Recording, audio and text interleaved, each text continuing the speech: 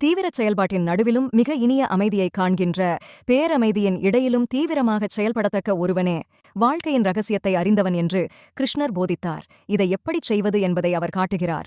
பற்றற்றிருப்பதே வழி என்கிறார் அவர். எல்லா வேலைகளையும் செய், ஆனால் அவற்றுடன் ஒன்றுபடாதே. நீ தூய்மையான, சுதந்திரமான, என்றுமுள்ள ஆன்மா. நீ சாட்சி. நமக்கு வருகின்ற துயரங்கள் வேலையிலிருந்து வருபவை அல்ல, சிலவற்றின் மீது பற்று வைப்பதால்தான் வருகின்றன. உதாரணமாக, பணத்தை எடுத்துக் கொள்ளுங்கள். பொருள் கட்டாயமாக வேண்டியதுதான். கடுமையாக உழைத்து பொருள் ஈட்டுங்கள், ஆனால் அதன் மீது பற்று வைக்காதீர்கள் என்கிறார் கிருஷ்ணர். குழந்தைகள், மனைவி, கணவன், உறவினர், புகழ் என்று எல்லா விஷயங்களிலும் இப்படித்தான். எதையும் ஒதுக்க வேண்டிய அவசியமில்லை, ஆனால் பற்று மட்டும் வைக்காதீர்கள். ஒரே ஒரு பற்றுதான் வேண்டும், அது இறைவனிடம் மட்டுமே வைக்க வேண்டும், பிறரிடம் கூடாது. மற்றவர்களை நேசியுங்கள், அவர்களுக்காக ஊழையுங்கள், அவர்களுக்கு நன்மை செய்யுங்கள். தேவையானால் 100 பிறவிகளை கூட அவர்களுக்காக தியாகம் செய்யுங்கள், ஆனால் ஒருபோதும் பற்று வைக்காதீர்கள். இவற்றிற்கெல்லாம் சான்றாக அவரது வாழ்க்கையே திகழ்ந்தது.